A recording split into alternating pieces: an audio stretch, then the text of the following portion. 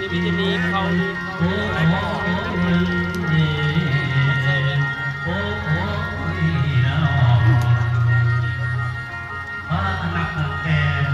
ไล่แจงตั้งให้เสนาหอยไปตีโชว์ของเปล่าบอกข่าวจากคนหน่อยต้องให้เอาลูกให้หลานสาว